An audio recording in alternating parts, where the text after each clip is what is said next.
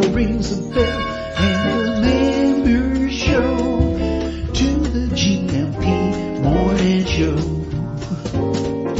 Featured guests will come and they will blow your mind. The audience will do so in kind. The little vanity mixed with some insanity on the morning show with GMP. Good morning, Portugal, and I'd like to welcome you to another fantastic day. Hey, Gumpers. Warning. Warning.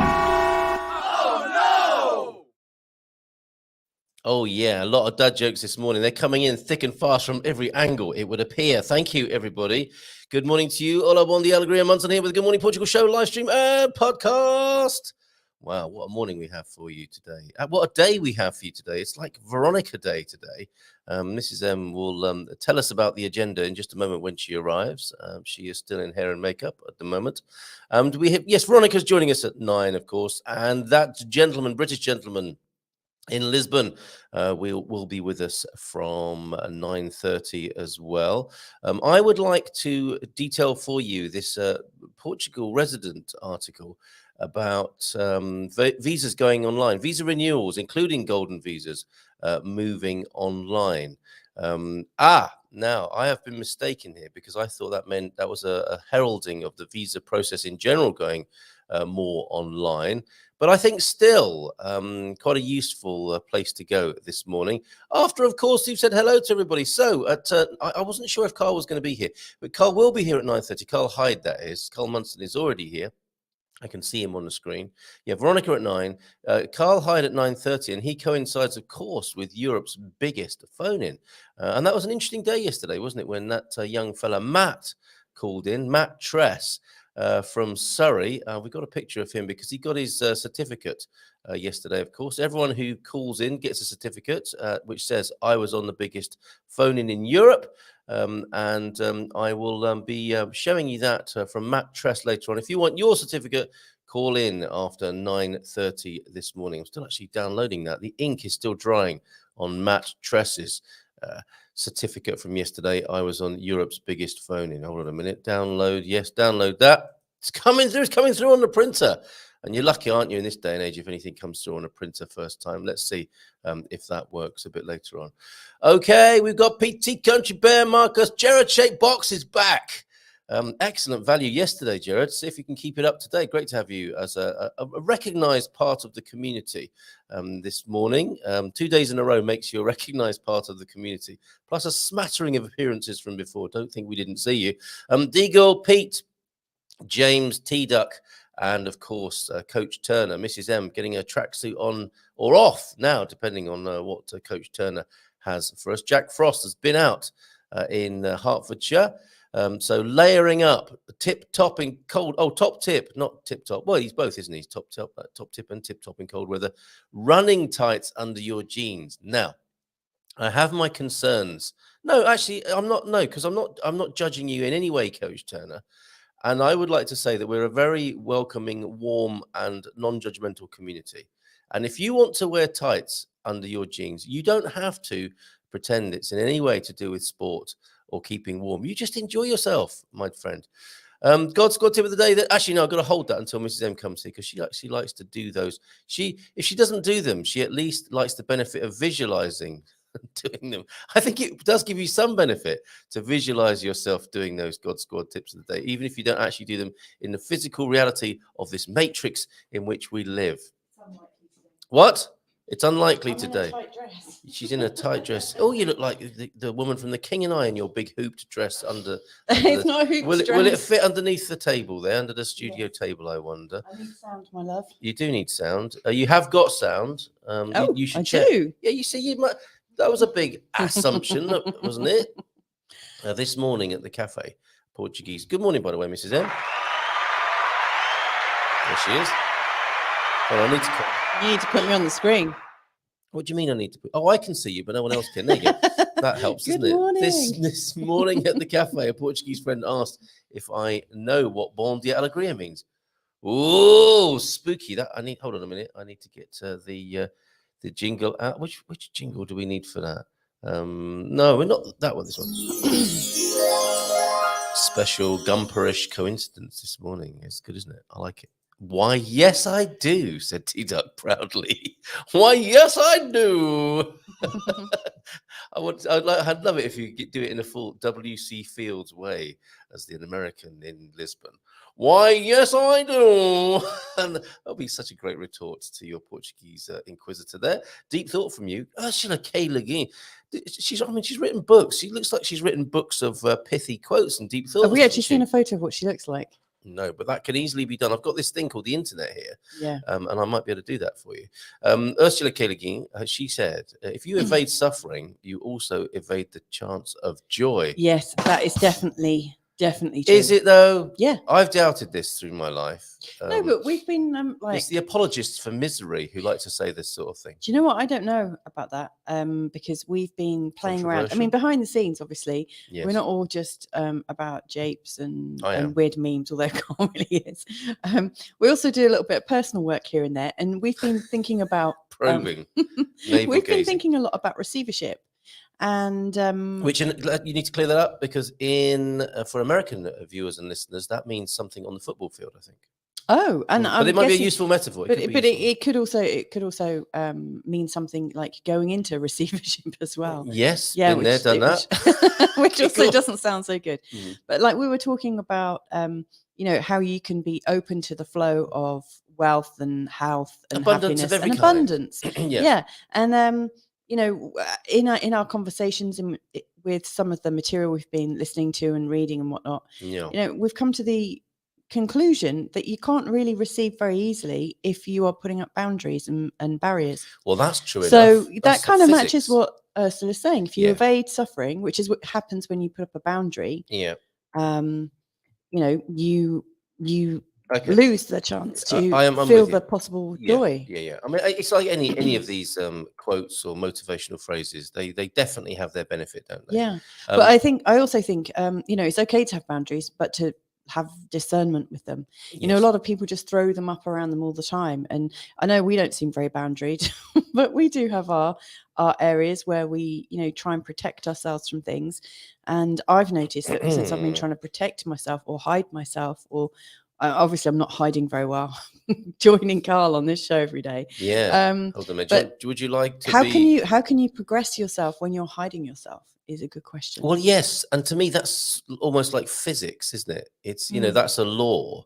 Yeah. What I do where I stop short is where people glorify suffering, because I don't think we're here to suffer. Yeah. And certain religions say you've got to flagellate and hurt yourself in order to receive the good graces that are available in this creation. I think that's you could take from that, if you're of a suffering disposition, you could take this quote, couldn't you, and say, yeah, my suffering all makes sense, because if I didn't do it, I would also be evading the chance of joy. We evade the chance of joy if we suffer, you could say, is the other way around as well. Whilst you're suffering, you can't feel joy unless you see that there is some joy in suffering, or you've discovered what's making you suffer and stop it.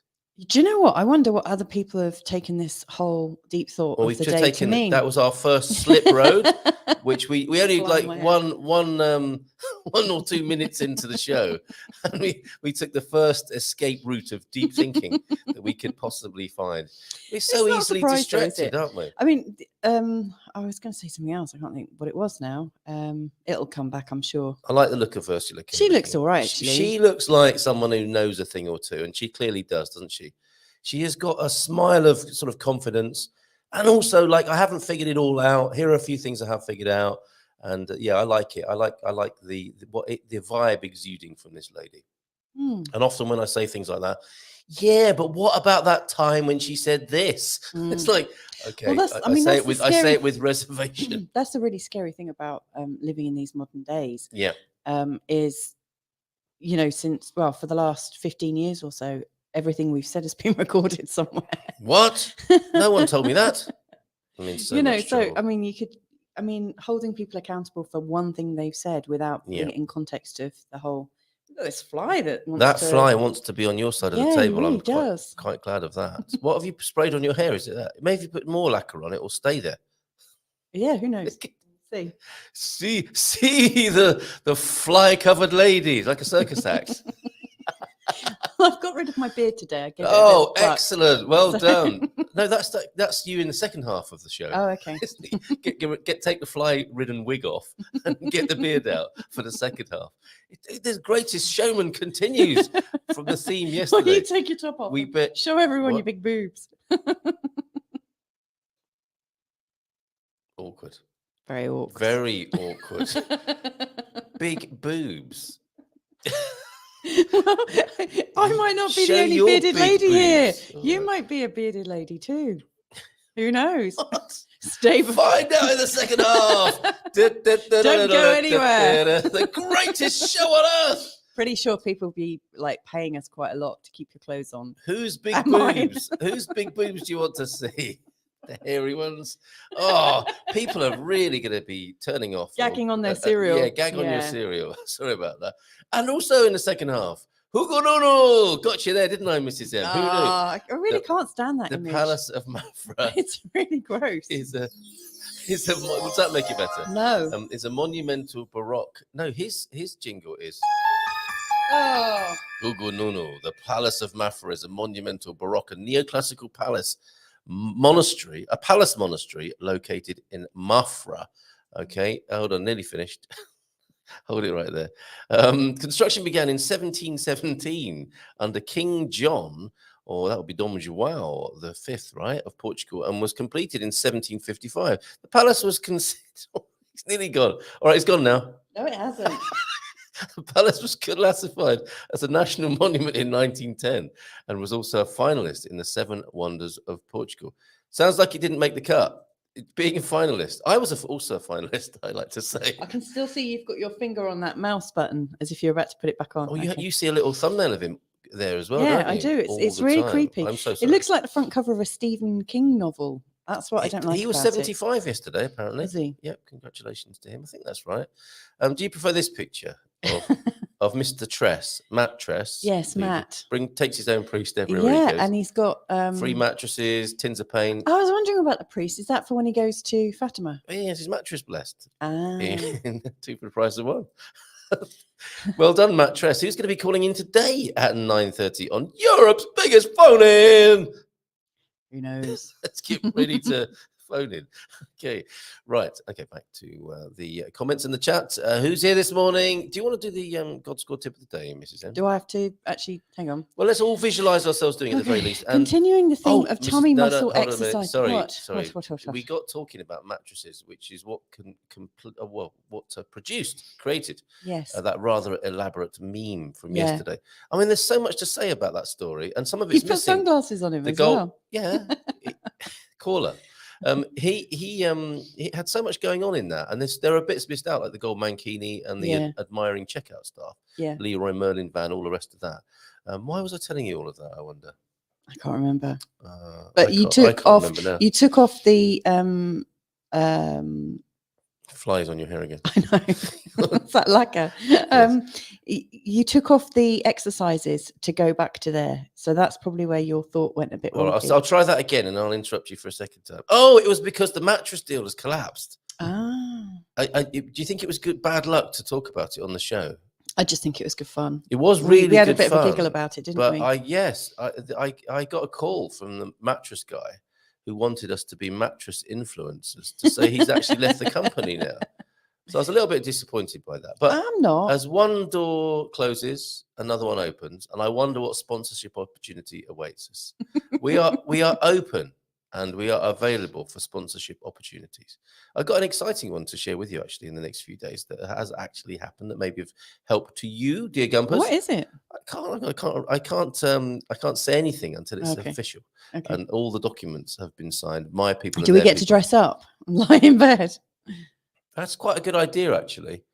Yes, that's a very good idea, Mrs. M. I didn't think about some sort of what would have been called a gimmick or publicity stunt for this, which is a rather cynical way of looking at it. I mean, we just like dressing up and doing fun stuff, don't we? Just Which like larking around, don't we? I hadn't thought about that. So if you were to be if you were to be celebrating a currency exchange partnership, what would you do? Oh, That I brought a don't little know. smile to your face. Should we dress up as a euro and No. a pound and have a big fight? No. Why not? We could do that. We could, if we dress up as currency and then have a tussle on the screen. It shows the international currency market. Loads of people would want to watch that. That's just like the currency version of like Mud naked mud wrestling. Yeah, that's what I was going to say. Mud wrestling. No. You don't I like don't that, know. okay, Let's just sorry. leave it to everyone else to decide. Right, Okay, continuing the theme of tummy muscle exercises. Lie on your back with straight legs. Lift your feet off a few inches off the ground and hold for 10 seconds. Repeat up to 10 times. I wasn't listening. Okay. All right. Now I can visualize that so well. And unlike David Beckham, who I believe does a fair bit of visual mental no does a lot of mental rehearsal as well as actual rehearsal. Oh yeah, you can see Ronaldo doing that as well. You know, I mean, I think I can imagine this tightening of the stomach muscles, and it does feel like it would exhaust me after a while. So I'm going to say that's probably going to work quite well. Does it work in bed? That's the big question. Not exactly, because if you're doing it in bed, that's a duvet lifter. Yeah, but if you do it in bed, you're also giving yourself a bit of a not enough resistance. Hand. Yeah, you're not. Okay, lift your feet a few inches off the mattress and hold for 10 seconds. Who doesn't like to do that first? And if you're in a temple mattress, that's not so easy. You know, it needs to be a hard mattress. And your memory foam may never forgive you. Repeat up to 10 times. On board the Alegria, he so knows what that means. Why, yes, I do. I love that. Fantastic. Deep thought we did, didn't we? Yes. And Portuguese saying, would you like to say this? No. Bem paras, orego entre mim e meu companheiro. Well, it looks like the gulf between me and my mate. A hedge between keeps friends green. What does that mean? I wonder what that means. I have no idea what that means. But I think joy of sex comes immediately to mind. A hedge between keeps friends green. What? I'm just thinking of how do I describe this now? I've said that. I have no idea what you're I'm focusing on the hedge between people. Oh. And well, the like illustrations 70s 70s hairstyles. Coiffeur of the basement. We did didn't we? This is just going really from bad to worse. Coiffeur. It's just going to be like, what do you mean this is going from bad to worse? Depends on your furball in my mouth. Really? Okay. It's going to be like one of those grumpy cats trying to clear something out of its throat. Ugh. What do you mean? Our demographic is like that? No, they're all like vomiting into their coffees this morning, probably. No, let's not dwell on that. I want to ask who has been searching for what over on YouTube while I mention it. Your viewers' searches is now an option, right? I thought you were actually going to look at my viewer searches. Need I worry about your searches? No. Right.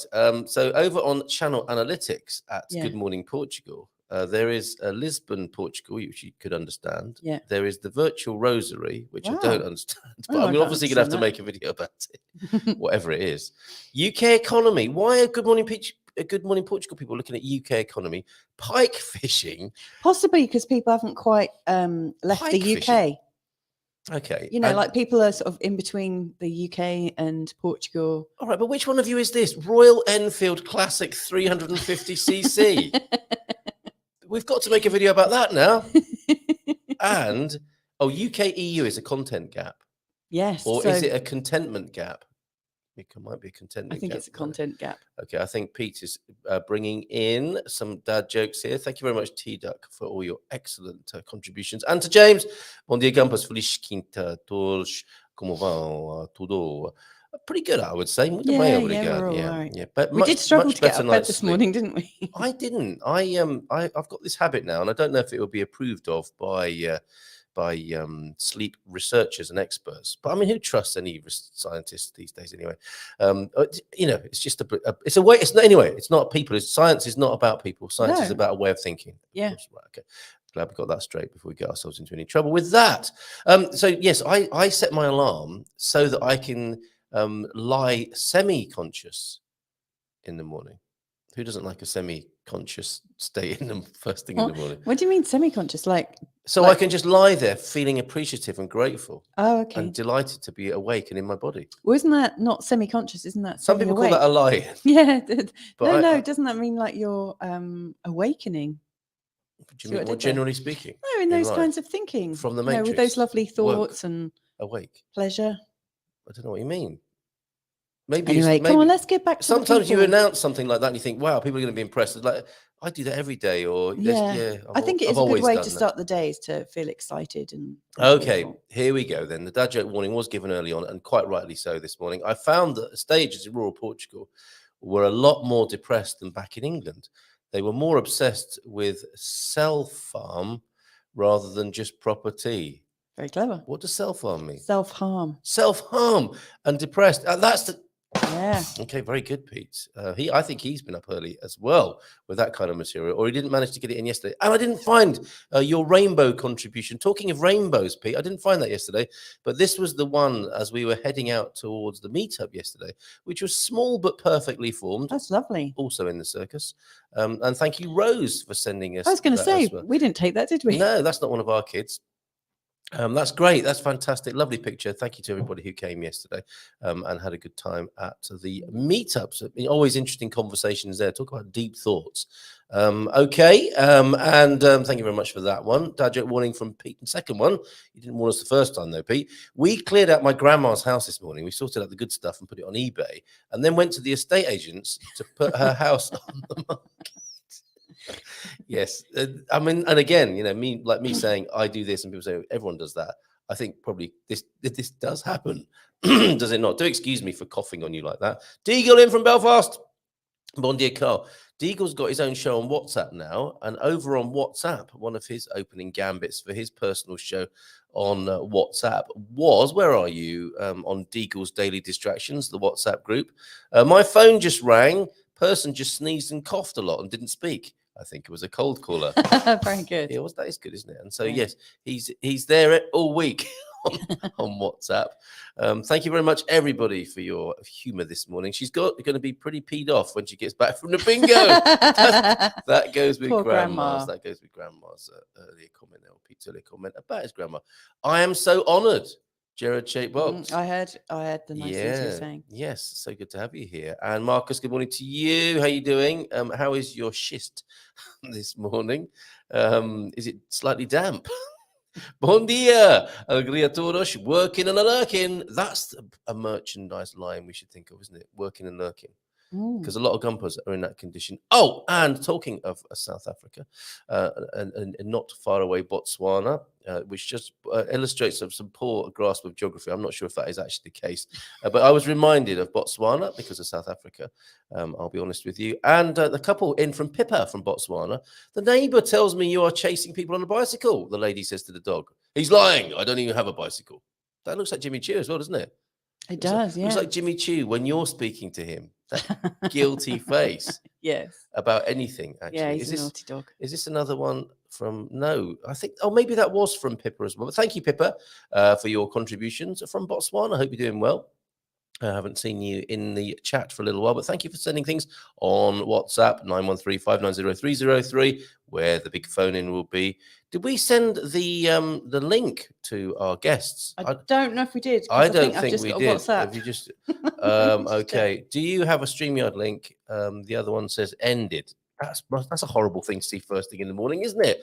So there you go. Yes, you need to send the guests. It usually works best when I send the guest the link to join us, doesn't it? Yeah. Have you sent it to Veronica? Done. No sooner said than done. I thought your caller was called... No. Don't read it? Thank you. Thank you, Mrs. M. You stepped in like you were taking a bullet. No! Yeah, that's how I felt. Yeah, thank you for reading Pete's comments before I do. I'm back firing. Yay, Garvo's here. I'm back firing on all cylinders now, even if I am still running on choke a bit.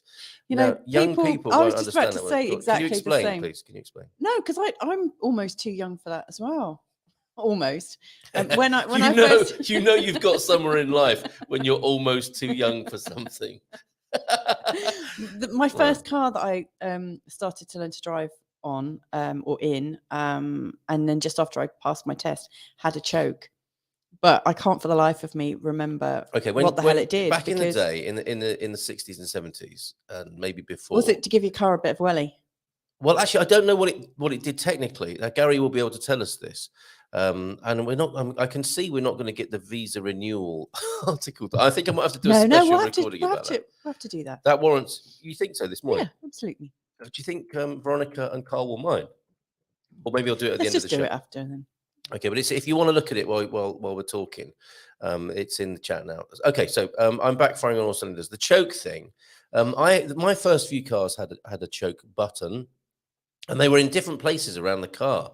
It wasn't always obvious where it was. But on a cold morning in the UK, I think it would give you a different mix of petrol, of combustible materials, of fossil fuel. Greta Thunberg would love it. The idea in the morning of people just pouring more petrol onto their spark plugs or whatever it did. But it was what you needed to get the car running a little bit more efficiently or burning a bit faster before it actually warmed up. And cars like that are just so reliable these days, aren't they? It's automatic, the adjustment I think that's made when the car is cold. And that's what happened in the 80s and 90s. Automatic chokes came along, and they probably don't even use that technology. And certainly if you've got an electric car, it just goes when you put your foot, like a bumper car, right, on the accelerator. But look at that. Nice metaphor, Gary. But please, can you join us in this current century? Hope that nasty tuss improves. That will be the cough, wouldn't it, Gary Austin? Have you got a bit of a tosser? I don't think that's how you pronounce it either, is it? Tosser. He's a bit of a tosser, or got a bit of a tosser over in old. He's got a bit of a cough. And have you still got a bit of constipation? Doesn't help, does it? But it does put a smile on your face when you go into the pharmacy in Portugal and ask if you've got anything for a tosser or a bit of constipation. Yeah. Smirking and giggling. My poor Portuguese teacher fell about laughing when I said, when I described what a tosser was. Yeah. In English, she was really quite mortified. Who did you do that for? My Portuguese teacher. Really? Yeah, we had a good old laugh about it. Did you video it? Because that would be a great moment, wouldn't it? No. The look on her face. Okay. She was so shocked. Was it Deborah Kerr was it Wayne, her brother, in the original King and you nearly spat your teeth in? And in the original King and I, even if it is a bit un-PC, one of my favourite films. Well, okay, yeah, isn't it sad that Gary has to defend himself proactively for being a bit un-PC, for liking a film that was made ages ago? Yeah. Based on racial stereotypes and heterosexism. I think people should be forgiven for having happy memories of old films. Yeah. Yeah. Yes, that's right. Isn't that? And that's what we were talking about before, wasn't it? The suffering. No, don't worry. Suffer, Gary. Great comment. Why don't you suffer about that? Because that's where you'll get joy. You see, that's illustrating my point. I think we should get a few more comments up because lovely Veronica is warming up. Veronica is warming up in the background there. She is. She might be. She looks great. She looks really warmed up already. She looks really warmed up. She's got a cup of tea. Yeah, lovely view behind her. She looks beautiful. She's down at the beach, isn't she? Amazing. Bon dia, back home after a few days in the UK. Está frio hoje. Yeah, and you brought the weather with you. It never went away, actually. It's raining again here. I can't believe it. And what's this? I've tossed myself sore, mate. Obviously, Gary, he's been coughing so much he's sore. He's nearly broke a rib coughing. Yes, okay. A man has to believe in something. I believe I'll have a beer. Deep thought of the day. He's getting into the Portuguese way of life, isn't he? Yeah. Nice work, Andy Klein. Good to see you here this morning, my friend. And bon dia to Bairandi from a lucky Bairada. Double rainbow this morning. Double bubble there, mates. Finished the loft yesterday. Bit of chainsaw pruning today. Sounds exciting and dangerous. And fast, I think, as well. Oh, my goodness. Good morning to you. And to Sarah as well this morning. Shame I can't spell Deborah. I think you've tried it both ways. Oh, no, you've tried it. There is a third way you haven't tried yet. Oh, right. But we got the idea. Okay. Do I read that? Okay, that looks like a safe. This is Pete. Pete does filth and general knowledge, doesn't he? Yeah. He's a good man to have in a pub quiz team, I would definitely. say. It was Farley Granger who originally made the King and I's roll his own before Yul Brynner. We talked about Kojak yesterday. We talked about Sexy Detective, didn't we? Yeah. And there's another baldy there. Yul Brynner. I loved his stuff, especially Strangers on a Train and Rope. Is that one film or two?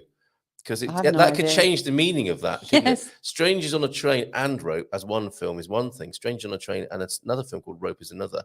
Hard in those times for a gay actor there. Okay, so is that Farley Granger then? I have no idea. Who may have struggled concealing his sexuality in Hollywood. Baddie is here as well. Hola, bon dia from a winter-clad Serra da Estrela. Sleepy this morning. Well, we have the. Have you got the GMP Stay in Bed Blues?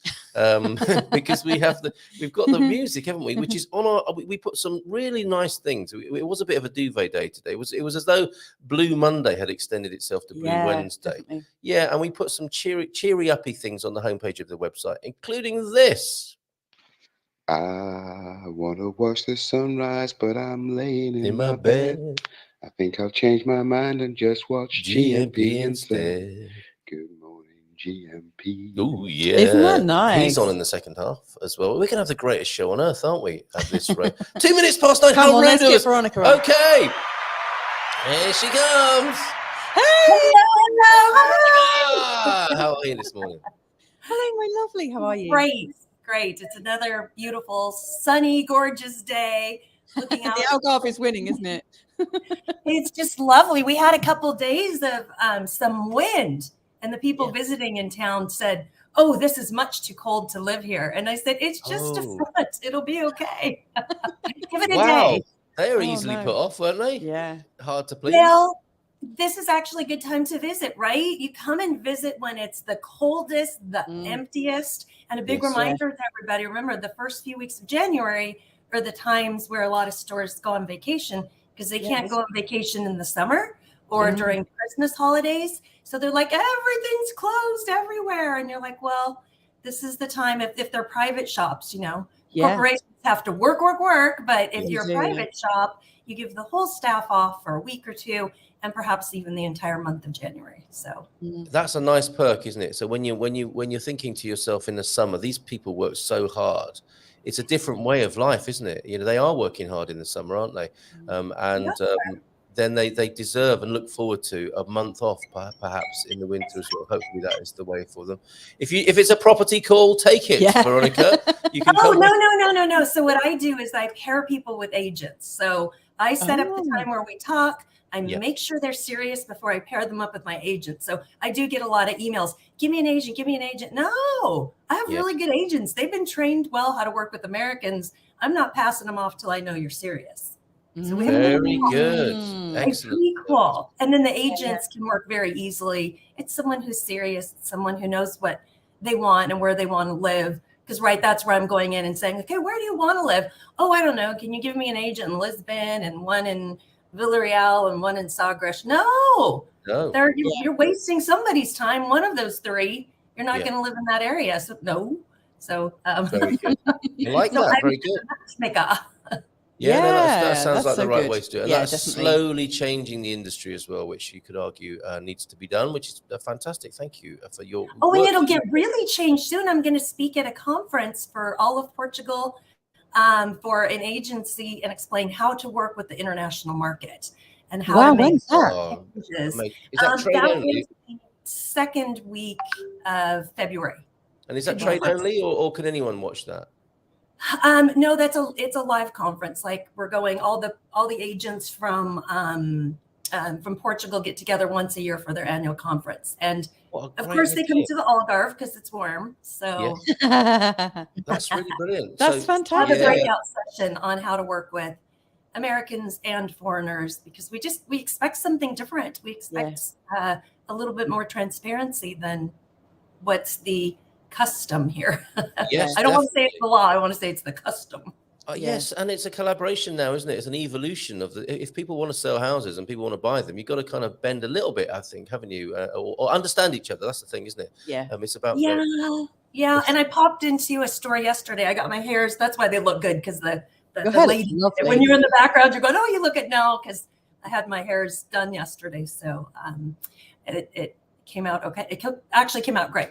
I shouldn't say okay, but there was the real estate agency next door that some of my agents' clients, our clients, have said, hey, here's some that we want to go see. And she shows them everything from every other agent. And this one shop is like, oh, no, we're not going to work with the buyer's agent. Just give us the client. So you lose that representation of a buyer's agent.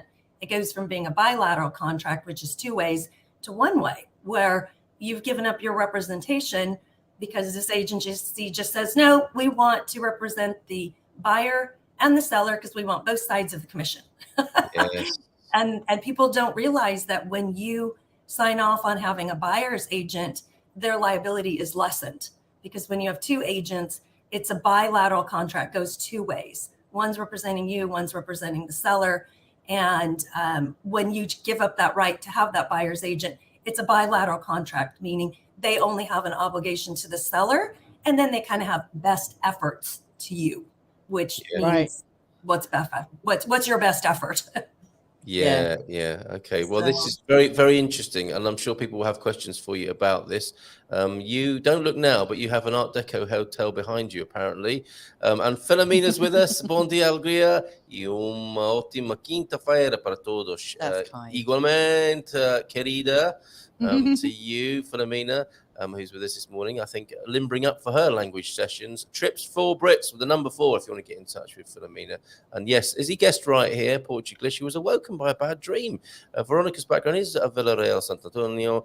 There's a fabulous Art Deco hotel behind your head. That was just redone. What is it this way? It was just redone a few years ago. So we got to see it. It's the Grand Hotel, back into its little grandeur. And this place is stunning inside. I'll have to send you some pictures to post, but it is brilliant. It's between $300 to $600 a night, so it's quite expensive. But as you can see, views of the marina, views of the river, and it's just beautiful. We go up there for cocktails. It's the most expensive cocktail bar, but the guy's like the fancy one where he lights things on fire. And he can be in our show as well. We're putting a show together. Oh, maybe I could bring my computer and we could like have him make us cocktails in the morning. That sounds great. Fine. No, I didn't mean doing the show there, but yes, as well. We will do the show there. No, we're putting the greatest show on earth together because we've got a few acts between us. Me and Mrs. M were and it's the oldest hotel in the Algarve. Sorry. Is it really? Is it? Okay. What's it actually called? It's called the Grand. The Grand. And it's really, really beautiful. Like if you Google it, it's just stunning. And if I could do 2 things at once, I could actually send you some pictures from my phone. But I see you're doing 3 things at once. I can't do that. I'm not that good. I think we can have a quick look inside. Let's do it. Let's do it. You'll have to give me a moment to find some pictures. But people, glad to see you this morning. Deagle in Belfast in Northern Ireland. I'll Veronica, to you, and Bob. Vivian is here as well. Bon dia, lovelies. I won't ask what you're doing right now, Viv, because we talked about that on Monday evening. And who else was here? Yes, Eliz G. Bon dia, Veronica, and all. I think possibly a friend of yours there, Eliz G, which is a cool name, isn't it? And bon dia from Cindy Clark as well, just back from the US. I'm Cindy. That's on my videos. She's on a lot of my biking videos. And biking videos? What? Biking. Yes. Biking. And biking or Viking? Biking. Bicycling. We bike all around the Algarve because people always say, what do you do there? And we're like, do you see that? You go outside. You hike, you bike, you go to the beach, you climb, you zip line, you have fun. You go outside and have fun. That sounds great. I would also watch a Viking video with Veronica and Cindy in it. I don't quite know what that would be, but when you said, Viking video. You did think she said Viking, didn't you? Yeah, I did think so. Okay, that hotel. Okay, we've got that straight. Look, it was built to entertain wealthy merchants. Yes, and perhaps that is what it's going to be doing again. Now it's expensive. Okay. Who doesn't like an old bicycle? What's he talking about? There's a bike behind Veronica. Oh, I see. Photo. And there's the biking and the hiking and the Viking as well, though. It's a lovely bike. Morning. Okay, and so what have you been up to, Veronica? I know you're a very busy person. You've talked to us about, you'll be wowing and delighting the real estate industry here in Portugal and continue to do that. What else have you been up to that you can tell us about? Well, speaking of biking, that's going to be really the Viking biking. I knew nothing about this. I promise you. It's a whole new genre for us. It is. Yes. I got to go across the river. I took my little bike, and it's not little. It's like a monster. Like this thing is huge. I zipped across on the ferry to Spain, and then biked all over the hills. Biked to Villa Blanca, which is the White Village, had some coffees and drinks and came back. And that was a 5-hour bike ride. And I have an electric bike. And it gave out. It's the first time I rode it long enough. No way. It's not fun because the thing's like 100 pounds. I mean, the thing looks like a motorcycle. It's huge. Cindy, that was up here before, it was her husband's bike, but he fell off of it. And then she ran over him with her bike. And then they decided they didn't like that bike. So it became my bike. I bought it from them. But so that bike has history. But, you know, because it's so heavy, it's literally like 100 pounds. What is that, 50 kilograms? Is it like I have no idea. I'm not sure, but it's Sounds heavy, heavy. at least by the sound of it. Yeah, it sounds really heavy. And so then on the way home, you're biking yourself up the hill and steep hills with an extra 100 pounds. It was not fun. Yeah, because I mean, if you're actually cycling, you want a really light bike, don't you? But it's not going to take too much effort. Can you? With all those batteries and everything on an electric bike, you have to find some sort of compromise, don't you?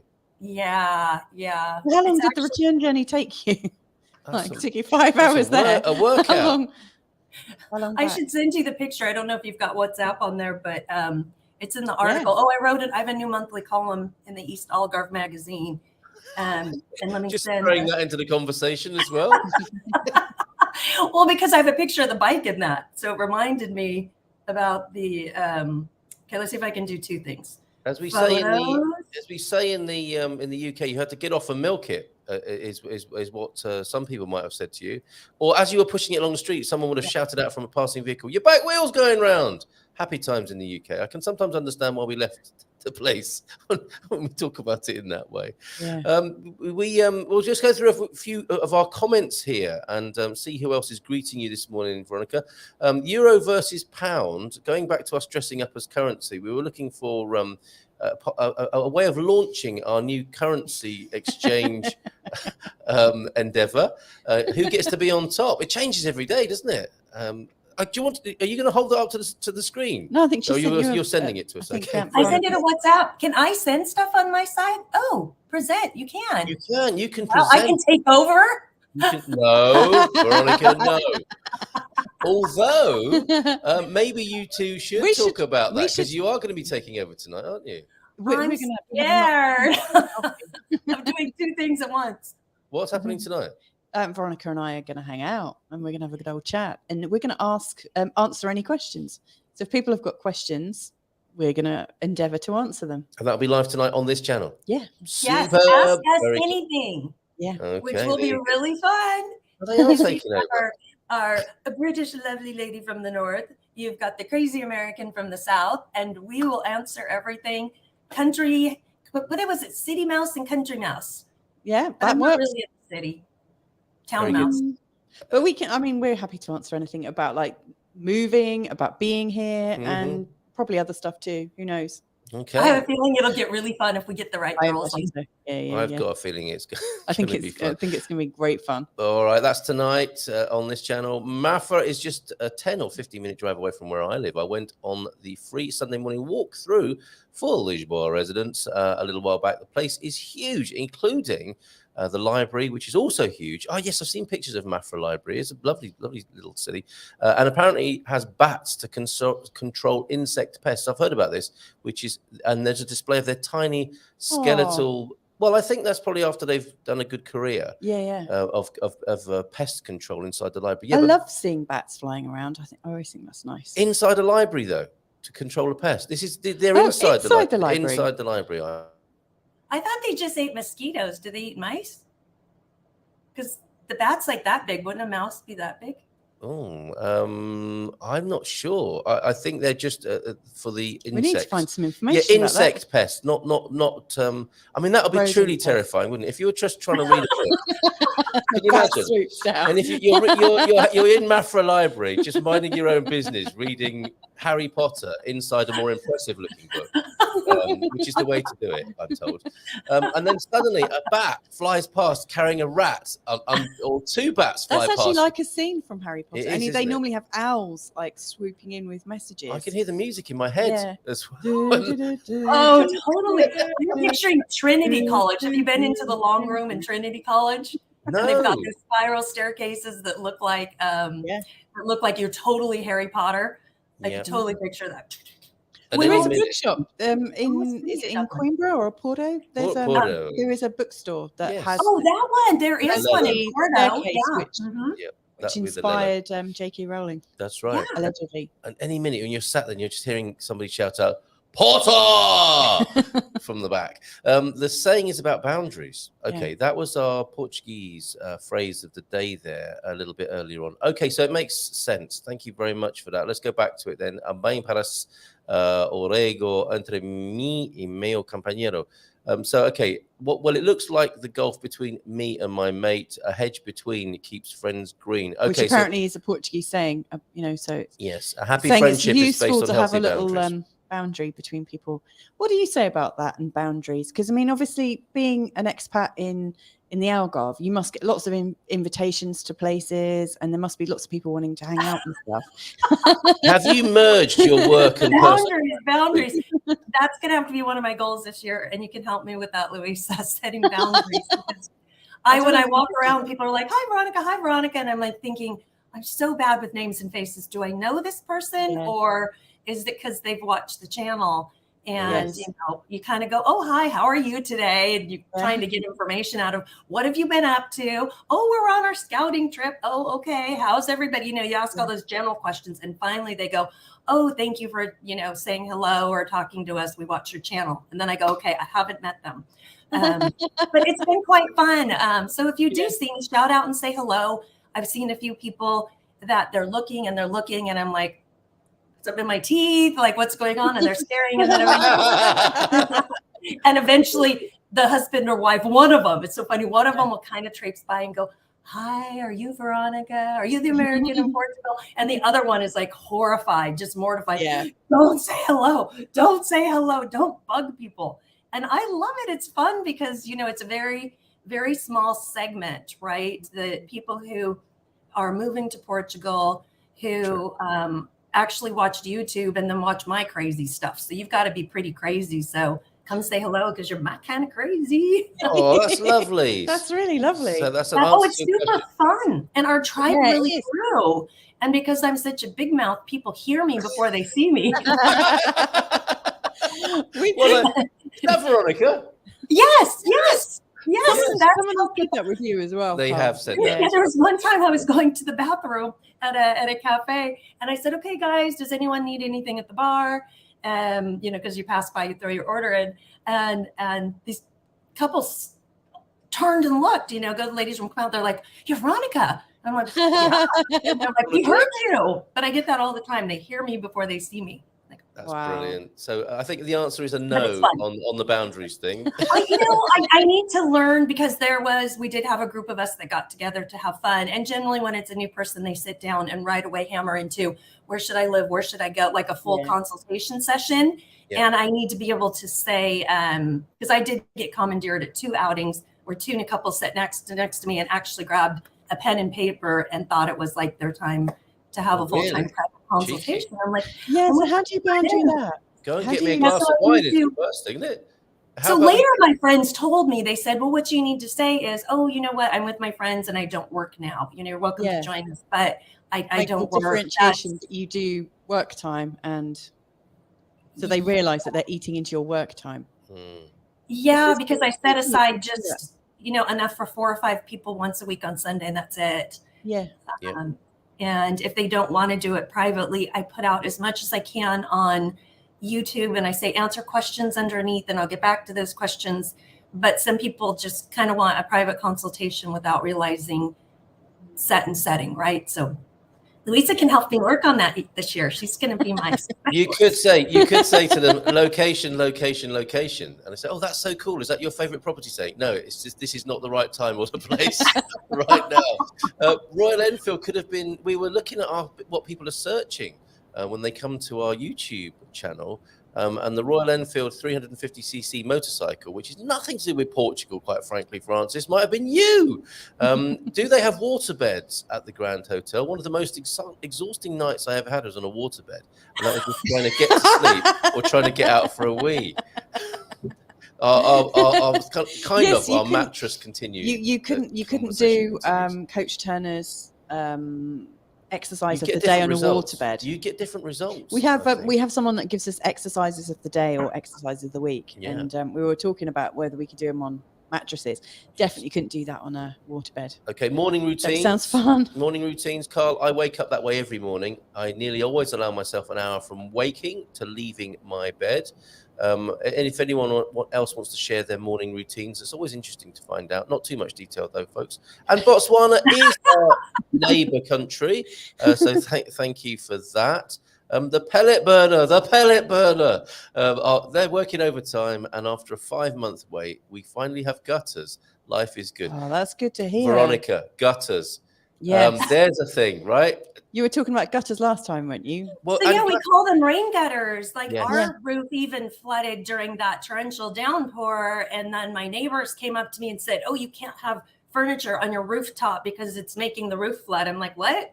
Like a couple chairs and a table are making the roof flood? Really? Seriously? How did that get resolved?" Well, I've gone to before I bought all the furniture, I went to the condominium association and asked 2 years in a row, and they said it was fine.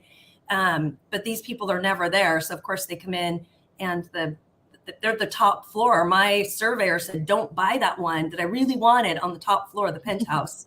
Didn't buy it. And they brought me into their house and they said, "Look at all these leaks." And I said, "Yeah, my surveyor said, don't buy it because your roof is leaking. It leaks all the time." Because the bottom part of the terrace is their roof, right? That's and so the last association meeting, I had said, "You've got to clean the drains, you've got to clean the gutters." Clearly, they didn't do a good job, because when it overflows, when the interior drains don't work, it's going to overflow, and water will find its way in. If there's a little crack, he's getting in. He might go this way to get there, but he's going to go that way to get there. And it's nature. So it's not resolved yet. Our homeowners association meeting is in 2 weeks, and I'm going to bring my attorney and be a little vocal. Oh my goodness! Wow. And so the rain gutters just should go on the outside. It's such an easy solution. Can you have some walking music as well? When you bring your attorney, I think you need some ominous music to play on a multiple speaker as you come down the corridor and into the room there. Yes. Oh, Jacinda Ardern's free. She could probably get stuff done for you. Good riddance, I would say, to that awful woman, but that's just my personal opinion. Thank you very much. Let's move on. Hello, everyone. Wait, who said that? Because there was one in public where she was like drunk and on me and almost sitting on me and screaming at me. What? Jacinda Ardern was drunk and sitting on you? No, someone said goodbye to that horrible lady. Oh, that was me saying goodbye to that horrible lady, Jacinda Ardern. I'm not a fan. I'm not a fan, but we don't need to dwell on that. Happy Thursday, fellow Gumpers. Much love and hugs. That's nice. That is much nicer. That's the sort of thing, isn't it? Now, taking us back, it was such a weird word to use, wasn't it? Choke. This was on old-fashioned cars, and some Did you have chokes in your cars back in the States back in the day, like 40 years ago? I don't know what you're talking about. I was guessing as much, but the look on your face there, Veronica. I believe the choke adjusts the richness. Here's what it is. It adjusts the richness and leanness of the fuel. You want your car to take care of that itself, not. We were talking about cars in the UK in the winter and how they needed a little bit of an extra push, and so we had this extra little feature in our cars that helped our cars get up and going. The things you learn here, and they call it choke. I want you to Google you have choke. It needs more choke. Give it some choke. Like that's what an old guy would shout from the side of the road. Give it some more choke, son. A choke regulates the air going to the carburetor. Thank you very much. I'm sure that's not the right way to spell carburettor, but that looks more like an Italian dish to me. I'll have the tagliatelle carburetor, please. So that it still happens by the engine control unit. As I thought. As I thought. Cars don't. I like Portuguese English. You like it? Portuguese English. Portuguese. I think Portuguese English is much better. It's better like ginger or ginginha, isn't it? But we have Spanglish, right? Being from California, okay. Because we have so much of the people coming up from Mexico and they speak Spanish. We call it Spanglish because we all start throwing in Spanish words in our sentences. Yeah, well, he does that as well. He throws in English and the occasional Portuguese word as well in that really English way because he's an English lord as well. You might like to meet him in the Algarve one of these days, and he'll walk down the street going, Hola, bon dia. You know, hola, bon dia. Tutu Pain, my amigo. It still happens by the engine control unit these days. There you go. Cars don't have them now because they use fuel injection and don't have carburetors. Okay. I prefer your spelling there. We may not have nailed it yet though. We have even lawnmowers here with chokes, says OLP. Give us more gas, baby. There. So yes, if anyone I want to see out, some nice shout outs to Veronica. I'm sorry. It's all about it. Look, hey friends, say hello. Where are our people? Lisga. That's Liz. Oh, there's Madison. Madison's here. Oh, they got in last night. Welcome, Matt. Can we all say Madison? They went through drama to get here. We love you. Yay. Their passports, FedEx messed up and didn't send them with their visa on the weekend. And they thought they wouldn't come until after they left. And they needed to leave on Tuesday. FedEx did get in their passports. Then their dogs got stuck in Germany. So one came in late last night. Madison, is John still in Germany or did he make it over to Lisbon? So poor Madison had to come in. He showed me a picture of like 10 suitcases that he had to bring up himself. Ooh, well, okay, so the sigh of relief definitely. And I'm sorry. He wanted a drink last night, and I'm like, oh, I'm sorry. I'm exhausted. Needed one by the sound of it. Yeah. Victoria, hi. Does he talk like WC Fields or Kerry Groves? Good morning, my dear Veronica. I'm unpacking and watching on my TV. Well, it's great to have you here, Madison. Sorry to hear of all your travails and difficulties there. Hopefully they'll be behind you soon. Hi, Sherry. So Sherry's... where are all these people you're seeing? I can't see them. Am I in the wrong part? Because they're over here in the comments on the side. There is a lot of chat this morning, isn't there? This is fantastic. Sherry is Ola. So Sherry and Janet immigrated here from San Diego. Okay, let me catch up with you. Okay, sorry. No, Mrs. M, help me out here because Michael Whitby's here as well this morning.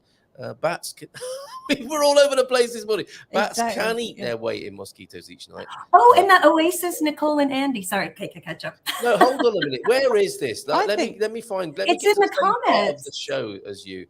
It's almost like we're in different time zones here. I think Veronica might be looking at the comments on YouTube. Oh, okay. Are you looking at the comments on YouTube as they're coming in? I don't know. It's in StreamYard. I gotta learn StreamYard. Nicole and Andy of the RSA. There we go. Here's Madison's. They're on their way home now. Rugby calling. Hi, Veronica, from a fellow pickleball player. Oh, hello. So you got it. Chat up line, isn't it? Yeah, very good. Well, we play pickleball, and sometimes there's 40 or 50 of us, and we've done the tournaments up north. So, and since I suck with names, I'm like, hi, do I know you?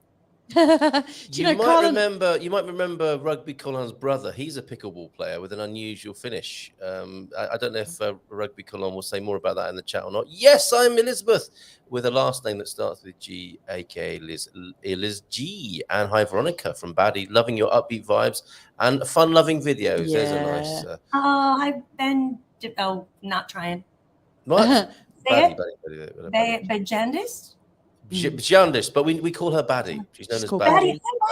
Baddie in the community. I love that. And from Sherry Newkirk as well, and they are on their way home. Yeah. And the second time, they are on their Who is on their way home now? Their dogs. They have two huge dogs, and so they had to drive from their home, thinking they might not have passports. And one, I think it was North Carolina, they had to drive to Atlanta because the Lufthansa is the one that allows your dogs to fly in the crate or in the plane with you. They're crated. So then they flies from Atlanta direct to Germany. And then he said they actually take the dogs out and let them go on a walk because they had a 4-hour layover. So they didn't have to collect them, but like the people from the airport walked them around, put them back. And something happened. I didn't get the full story. Something happened to where they didn't let the dogs come back over somehow. So John was stuck in Germany and Madison made the flight over with the luggage. So yeah, John and the pups are on their way home. But we'll have to hear the story one time. We definitely do. Have you done a doggy show on how people transport their animals and all that? With Expats Portugal, we actually talked to Luis of GIR last week, and they are specialists in moving. It's really amazing. What you hear about people moving pets over to, and I think Americans are much more adventurous with this in flying animals around the world, right? It would seem. I interviewed two that are chartering their own aircraft. They've got 10 aircraft, and it's like 10 to 15,000 per person.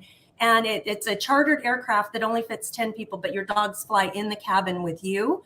And they said, oh, we wanted more room for the dogs. So what we're going to do is we're going to only fly, instead of with like 10 or 15, they're going to fly with 8. And so it bumps up their fee to, 15,000 each or 20,000 each, because they want more space for them and the dogs to be comfortable. That's incredible, isn't it? You'd want to make the most of that. You want to pretend you're in a James Bond movie, don't you? If you're chartering your own jet. I'd want a DJ. You want a DJ, you want staff. I want a party while I'm... and then the famous people or friends of famous people, they just ask their friend for their jet. So one of them is asking a friend for their jet. That's great, isn't it? And at some point, somebody has to come and sit next to you with a suitcase that's handcuffed to their wrist full of money. And they open it up and you just nod and go, yes. And then order another cocktail. Fantastic. You need your cocktail guy from the hotel behind. You need him on that plane, but don't you? Set the fire on the plane, please. Let's do it so that looks like a James Bond setting for sure. So when Cindy said hello, Cindy and then my other friend Carla, I don't like to do things for my birthday, so they drugged me out there for cocktails for my birthday, and it was so fun having all those drinks. And that was American night. 3 different people sat in the bar next to us. Clearly we were there for a while, that were Americans that were staying there. And they said, hi, Veronica. And they're ones that haven't reached out in the past. So they're like, hi, we're doing our exploration trip. And they were all staying in the Grand, $300, $600 a night. And I'm like, wow, I didn't think. Good for them. It's all good, isn't it? I might have to step it up.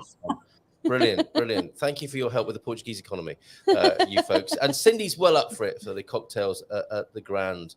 Or she's calling it the Grand Veronica. The Grand Veronica. That's we have to address you as that when you join us these days. Okay, this is what I missed earlier on from Madsen. Cindy left me. Cindy went to America for a whole month, and I was so sad. So she just How could you, Cindy? You definitely owe Veronica a cocktail for that, doing that. No, I owe her one. The girls took me out and bought me a bunch, and they made a surprise party for me there once.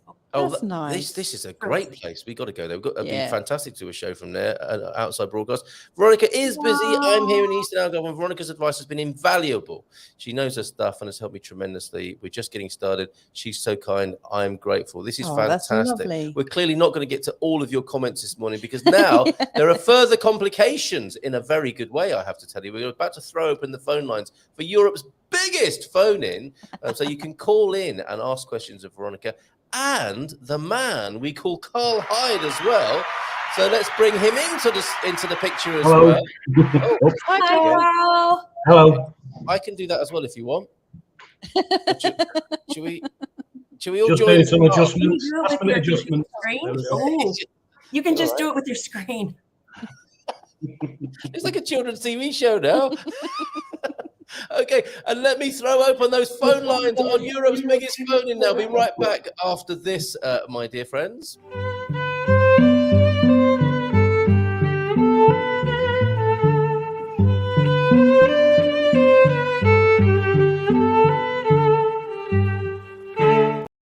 She says, have you got your volume up? She means for the phone in, because I don't often do that, do I? When people want to call in. Carl Hyde, the English gentleman in Lisbon. How are you? I'm very well, thank you. Very well. Okay. How's your new year going so far? Very quickly. It doesn't seem that long ago that it was Christmas. So it's going along at a fast pace. So lots happening, lots to do. So it's very good. And is it raining? You know what? It isn't actually. It has been the past few days, but it's blue skies. The clouds have gone.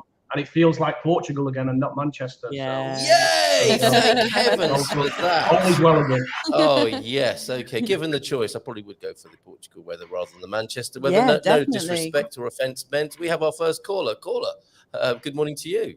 Bom dia, pastor. ¿Cómo estás? What? And I'm sure you were practicing that. Do you want to do that again? Bom dia, everybody. Bom dia. I recognise that voice. Yeah, I recognise that voice. Yeah. Is that Matt Tress? Good morning, ladies and gentlemen. Okay. This is the GMP show. Yes, good morning to you. That was you yesterday. What have you got for us this morning? This is Portuglish. Yes, Veronica meet Portugal. Hi, Portuglish. You're amazing. Hi, Veronica. You're amazing, apparently.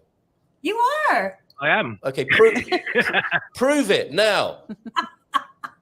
Right. What I was going to say to Veronica is, I don't know if she was aware, there was an article in The Guardian this week, the best European holiday resort destinations of this coming year.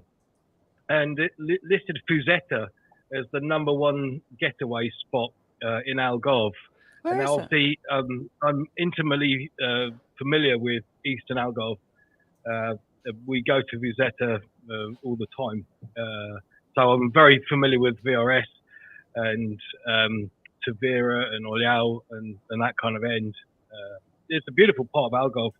And I kind of say about Fusetta, it's one of those little hidden gems that hasn't got any hotels. It doesn't have anything really there apart from a great beach and great restaurants. And the only kind of place you get to stay there is if you have a tent and you stay in a little camping area or a motorhome and park up in the beach car park. So it's kind of one of those little like corners of Algarve that's never going to change. It's protected land and it's got finite space to develop. So it's not really going to change. But that's what's special about the East Algarve is there's so many preserves. And when you look on a map, like let's say Vila Real de Santo Antonio, you've got the river, right, which is a natural boundary. You've got the preserves to the north, the ocean to the south, and then you've just got the little tiny stretch with preserves on them.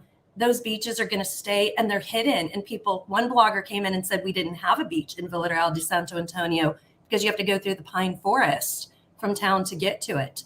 And there's so many hidden, glorious areas, and there's so many wide stretches of beach, from here all the way to Castella Vella. That's where the estuary starts, with the river starts forming, and you get the estuary of the Rio Formosa. And there's so many fabulous hidden places. It's truly a gem. I think most people fly into the Algarve and head west. Quinta di Lago, Val di Lago, Albufeira, Lagos.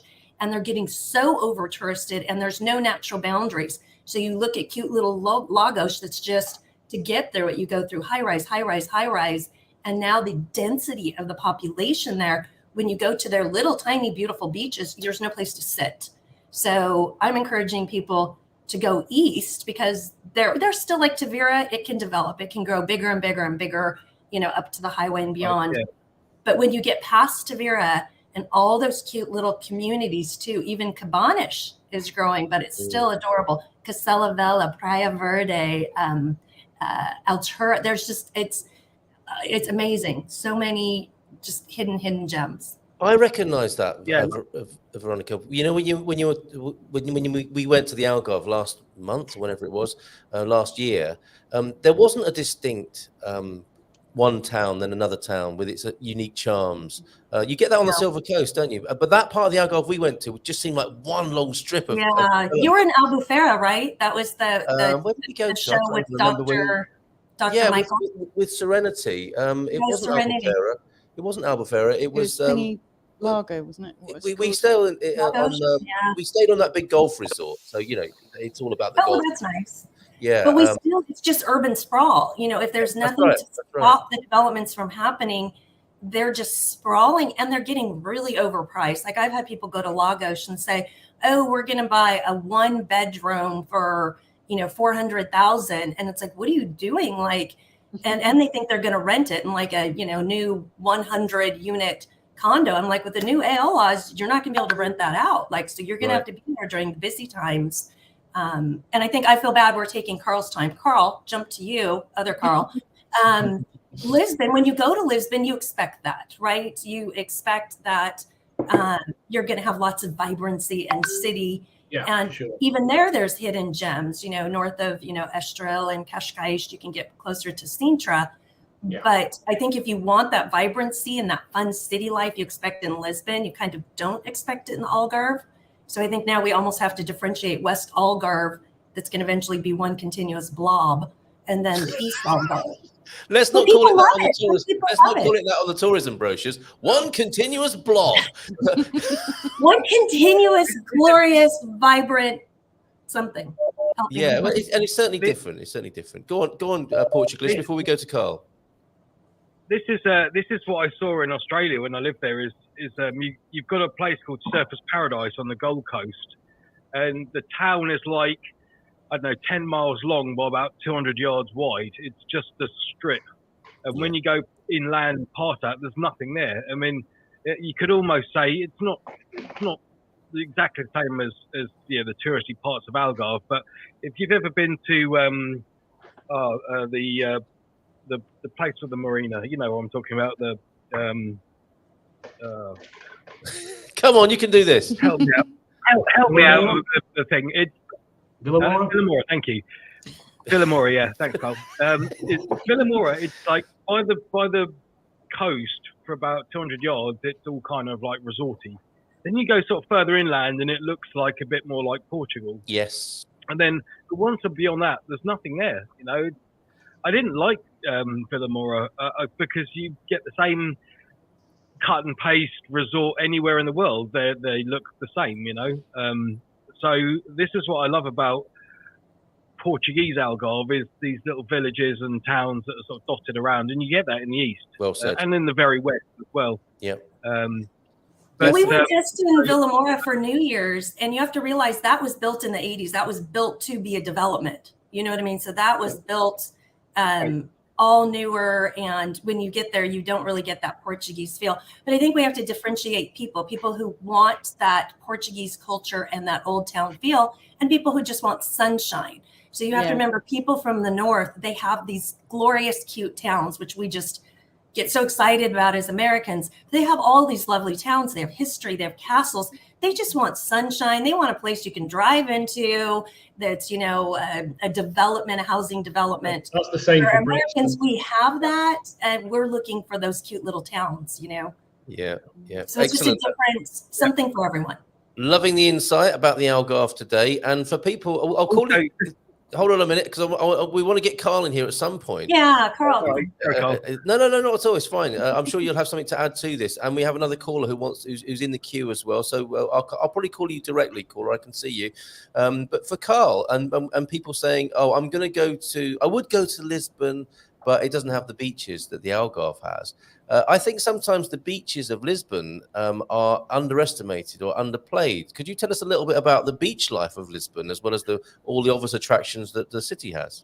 Well, yeah, I mean, I'm a little bit biased. I mean, I live just across the 25th of April bridge, as you know. So it's a really short drive from central Lisbon, you know, maybe 20 minutes, maximum half an hour. You could be across the bridge into Caparica, and there's a whole coastline there of beaches. The one nearest to me is Fontatelia. It's beautiful, you know. There's restaurants, bars, all those kind of things. There's a nudist beach there, if that's your thing, you know. That's where you see Portuglish. That's his favourite. Yeah, maybe. But yeah, there's loads of beaches here, and a lot of people do come across. There's quite a big, specifically at Caparica, there's quite a big surf community, you know. There's a promenade there, lots of restaurants. So I'd say I've got the best of it on this side. I can sort of jump across to Lisbon very quickly, providing there's no traffic on that bridge. Or the train. Get the train, right? Get the train. Yeah, there's the ferry boat from Casillas. You know, fantastic. That gets across in 15-20 minutes. There's loads of options, and then there are beaches on the other side. You know, the sort of the one that springs to mind, the biggest one, Carcavelos. You know. So there is loads of options, and then if you want to go into Sintra, you know, those little hidden gems, you know, along that coastline as well. They're a little harder to get to, but you know, with sort of cliff tops and things like that, it's stunning, really. You know, a lot of it is amazing, and we could sort of you know take a granular look at Portugal, which is best. But the point here is that there is so much diversity and richness and abundance of beauty all over the country. And actually, all of us, we live really close to really great beaches, right? We do, don't we? I mean, we've got a choice of Coast, yeah, we've got a choice of 3 beaches where we are. Yeah, and the one that we like, we live closest to, San Martino de Porto, it's like a little croissant. It's like a little seashell. And so even though we're on the Atlantic coast, and obviously we'd freak out if our kids were swimming, you know, just like a kilometre up, you know, like at Nazaré. I mean, it's wild, and people do lose their lives there. Where we are, it's in this really safe little bay, and our children have learnt to swim in the Atlantic Ocean. You know, I mean, that's kind of cool, isn't it? Yeah, it's absolutely. so sleepy. Our little beach, it's lovely.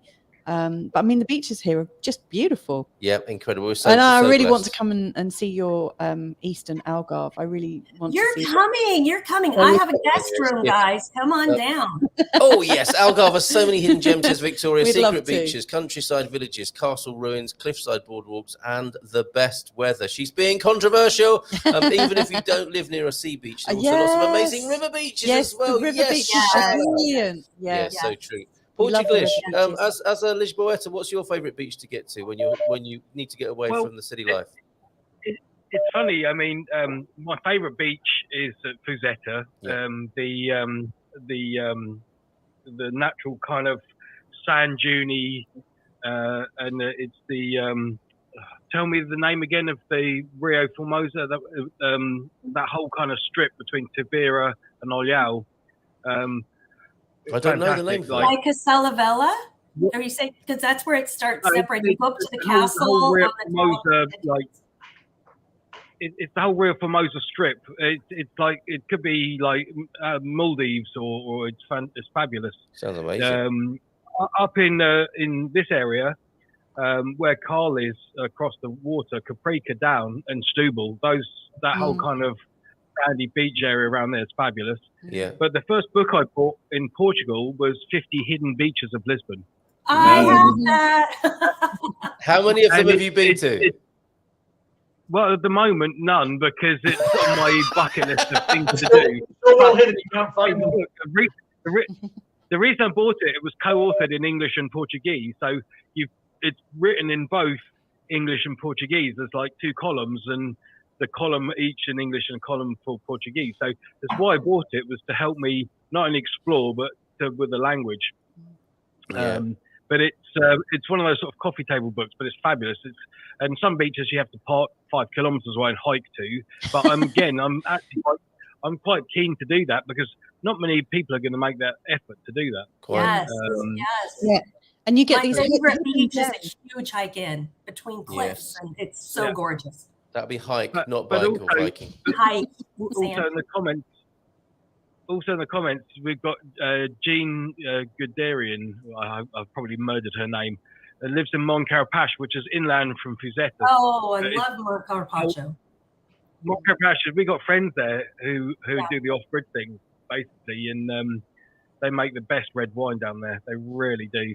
So many wonderful choices. So many wonderful choices. And great Indian food, apparently, as well.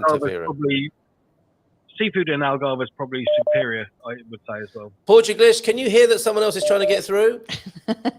We need to cut you loose. I can't. It's not that I want you to leave. It's just that I want to give someone else a chance as well, who's been trying to get through quite desperately, I think. So thank you so much. Thank you so much for calling in. You will get another sticker. Thank you very much for calling in. Ciao, ciao. Bye for now. Oh, I think we can maybe even add the participant, but I don't know. Let's see if we can get through now too. Oh, no, I'm on a call. It says, caller, you're through, it would appear. Good morning to you. Come on, speak up. Caller, are you there? Hello. Come on, you're through to the Good Morning Portugal show, the biggest phone in Europe. What do you have to say for yourself? Hello.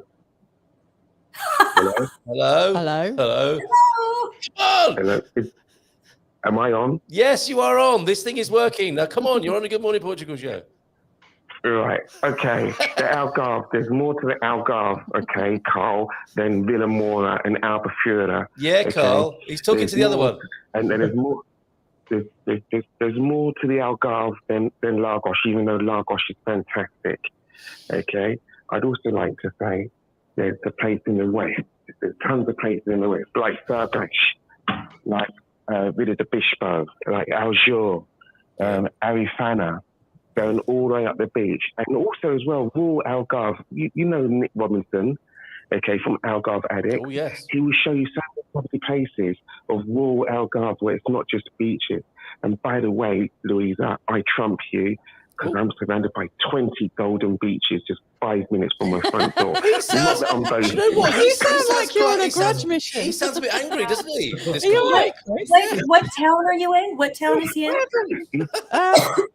I'm I'm glad you're trumping. I'm glad you're trumping me. Okay. I'm glad you're very happy and you're like surrounded by beautiful beaches. I wasn't putting down your little area, mate. Okay. How are you? Are you actually here? Are you here at the moment?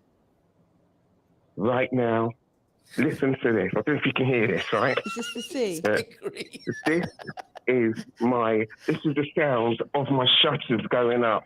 Yes, go on. Okay. Where is he then? I know they sound a bit noisy. Yeah. But because they just need to be serviced at the moment. But I'm now stepping out onto my sun terrace. Oh my God. Look at that sunshine. I haven't got my glasses on. Careful. Don't be blinded. You know what I did? After listening to the show the other day about doing a show from the bed, I decided to listen to the show in bed. And now I'm standing. He's only just got up. I'm in my boxer shorts. I'm standing on the sun terrace in my boxer shorts. Is that why I can hear women screaming as well? Right now. So are there people screaming from below, on the street below? Go back inside! Drop the shutters! No. I'm naked, I'm outside. What I didn't catch was where you actually are, Chris. Yeah. Where are you doing this? Where have you lifted your shutters and gone out onto the balcony in your boxer shorts exactly? In London? Right now, I'm 8 minutes from Sagres and it's from Lagos. Right. You see, the thing is, he is this corner, and we believe it's Chris. Yeah. He's singing the praises of the Algarve, but he can't wait to get up here onto the Silver Coast from time to time. Yeah, are you coming up to say hello? Will we see you? I come yesterday, but we had to wait for a builder to come, and he was going to come in the morning, but he ended up coming at about 5 o'clock. Yes, we were going to come to the waves. You need Veronica on your side with these sorts of things. Veronica will sort you out. She's coming back. She's just got to get her boxer shorts to join you or something like that. I don't know. Too much information, Chris, and also gross. And put your clothes on, says Portuguese there. I think you probably know each other. Yeah. And Antonio, Chris, don't send a pic of you in your boxer shorts. Why are these people being so hostile towards you? He's in his boxer shorts. I'm in my pajamas. Look at this. Look, exactly. They're Calvin Kleins. They're not like any. Definitely send the picture. You know, they're no different from having trunks on. Exactly. I think I'd be more offended if I was to wear Speedo. Exactly. You should definitely send a picture. So, Chris, thank you very much for calling in. Do you want to say anything about the Silver Coast? Because I know you're a big fan of Nazaré as well. Okay, so I love Nazaré. I love the Porto, Peniche, beautiful. Oh my God, Aveiro is just amazing. If you ever go to Aveiro, make sure you check out Ostra Aveiro, which is an island, which is an oyster farm, and they have a restaurant. Wow. She's got to get a boat to the island.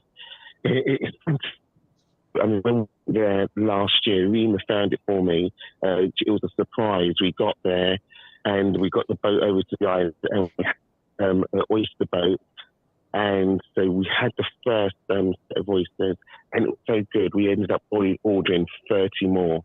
Wow. And the wine. So guys, if you're going to come to Portugal, 2 things: come to Portugal, check it out, but don't be a tourist in Portugal as such. Don't bring your baggage with you. Just come and experience. Be Portuguese about it. You know, that's what I've got to say. A wise man once said. Don't bring clothes. Yeah. Okay, Chris, thank you so much. Maybe you can go back inside now. You've made your point. And we look forward to you calling us again, mate. Chris, I love that you gave a shout out for Aveiro as well, because it's such a great place. We love it. We haven't been there we need to go there, actually. Definitely. It's been too long. Excellent. Chris, thank you so much. Take care. Love to Rima. I'm on my way up. Take care, guys. Bye. One thing that I'm really conscious of in this conversation is just how many flipping great beaches and river beaches Portugal has got. And how many great people we have here as well. Isn't that amazing? Hidden beaches are the key, where they're wide open, because coming from California, everybody knows every beach. You know, it's so dense. So nice to have all these hidden beaches next to big towns. Yeah. Yes, well said. Now, we're in the last 5 minutes of the show, and I've called this, loosely speaking, Property Portugal Thursday. You two, of course, our guests here are in the real estate market here.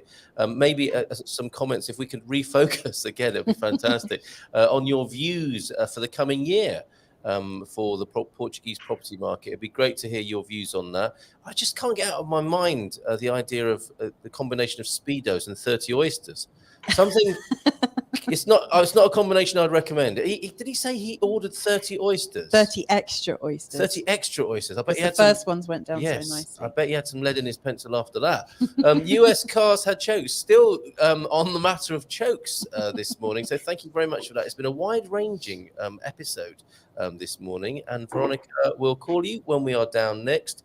And there was a lovely comment as well saying how beautiful you look. I'll see if I can find that. So kudos to my hair girl, Linda. She's Mary. amazing. There you go. You look beautiful. Mary. Oh, Mary, I love you. Big Good hugs. morning, Mary. We can't leave our fur babies behind, says Madison, talking about bringing pets over as well. Do you know, I spoke to, who did I speak to? Lovely, name is escaping Everyone's memory's pretty bad this morning, It's really bad. Yes. It's because I'm detoxing at the moment. What? Oh, yeah, we're having no alcohol January. Yeah, I'm it's not a drinking at the disaster moment. so far. Who was I speaking to? Lovely lady in Caldash who brought over. I can't remember you even doing that. I mean, I don't know what's happening with our memories. Maybe, maybe we are being. I did a show with somebody who is amazing and whose name has just gone out of my head, and I can't. Oh, you're talking about. I have no. We call it CRS. No, I have Heather Binder brought over her dog and her African grey parrot, and she and her boyfriend. And her boyfriend and her parents. And I interviewed her a while ago. I'm going to interview her again, I'm pretty sure, quite soon. And she went to great details talking about how she went about bringing her dog and also her parrot. And she helps other people do that in the Silver Coast area. But it was such a gripping story. I was actually in tears.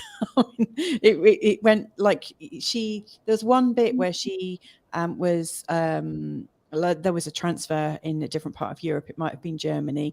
I don't know. But anyway, she spotted the conveyor belt with all of the animals on, in their cages and stuff. And she saw her parrot cage and it was upside down. Oh, no. Knowing that meant that the parrot wouldn't have any food or any water. And it just felt heartbreaking. It just felt absolutely awful. And she wasn't sure if she's going to see her beloved parrot again. But it all had a good ending, is what I want to say. But she's an expert, and she works with a team of people covering people in this area of the Silver Coast.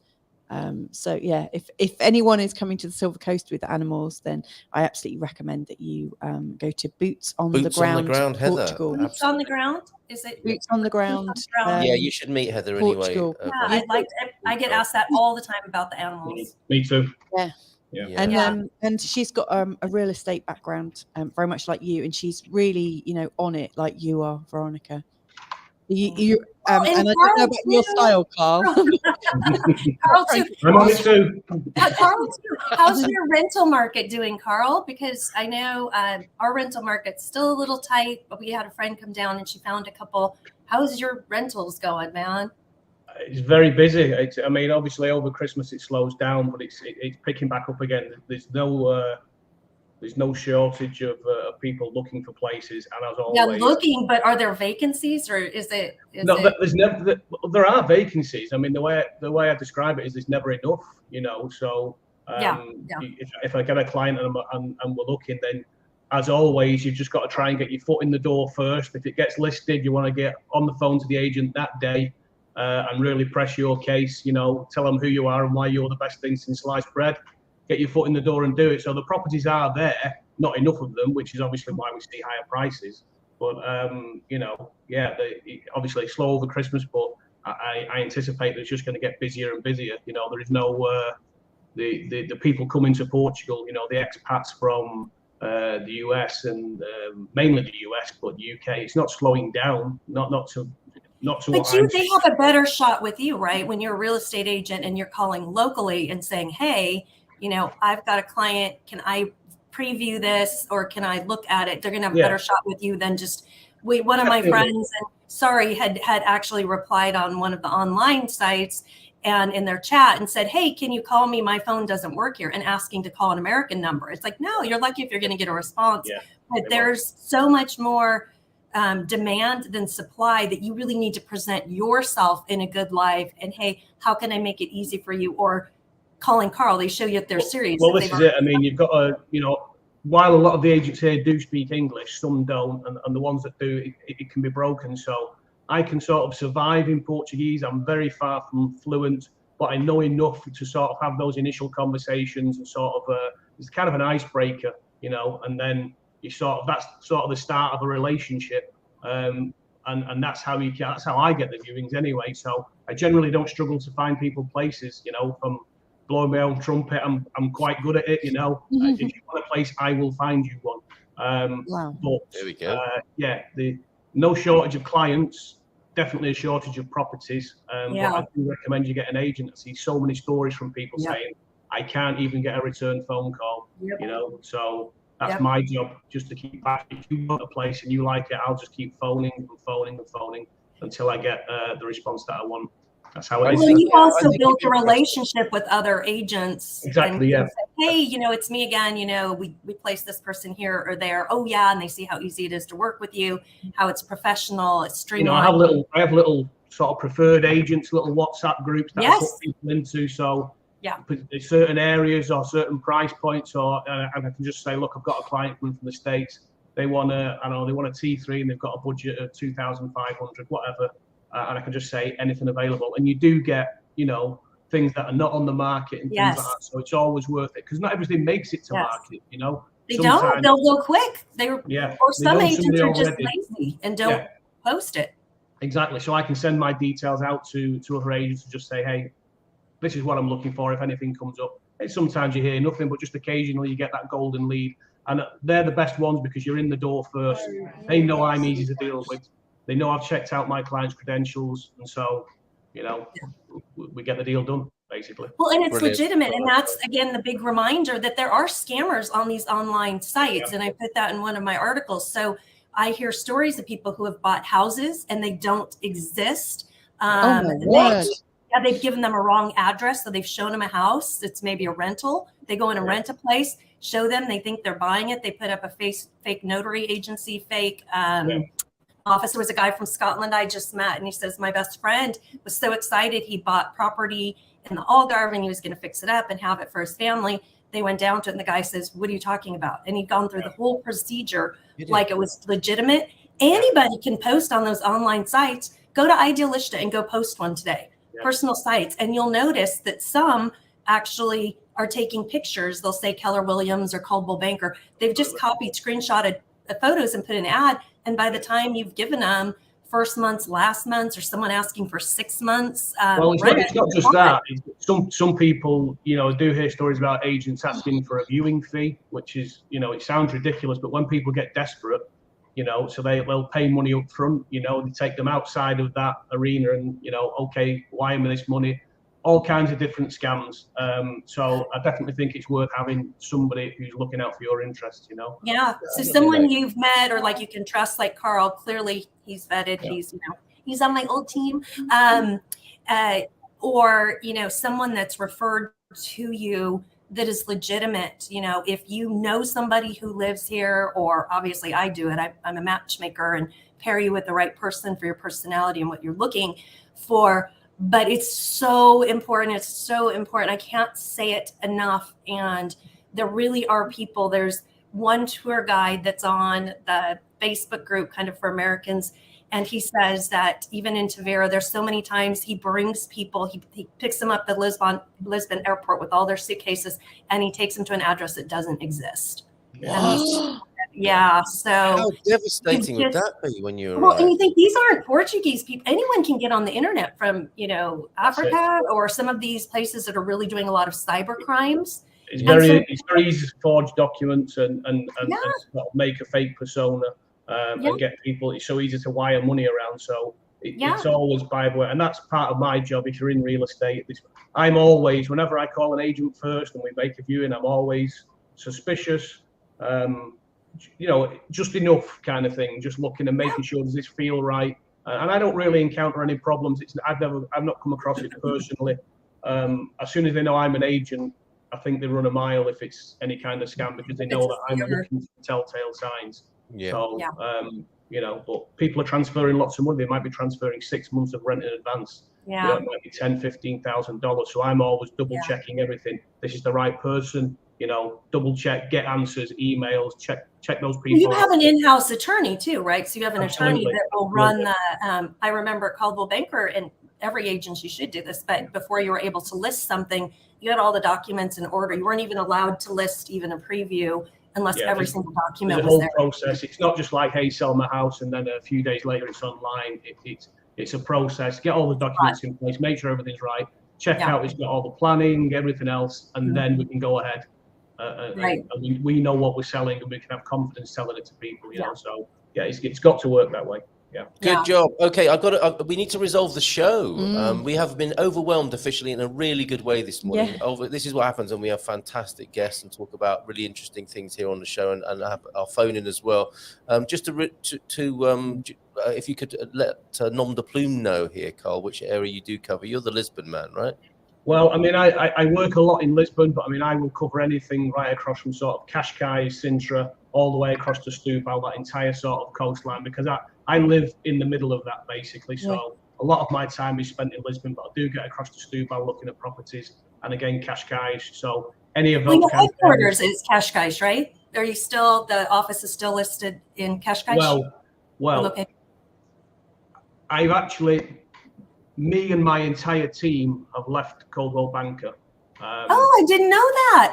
This is good news. Can he share that? Show this morning. My goodness. Okay. We left Caldwell Banker at the end of the year. Our team was selected to head up a new real estate project that's coming to Portugal very soon. It's the fastest growing luxury brand in the US. And congratulations. Any more than that, I can't tell you who they are. Okay. So remember where you heard it first.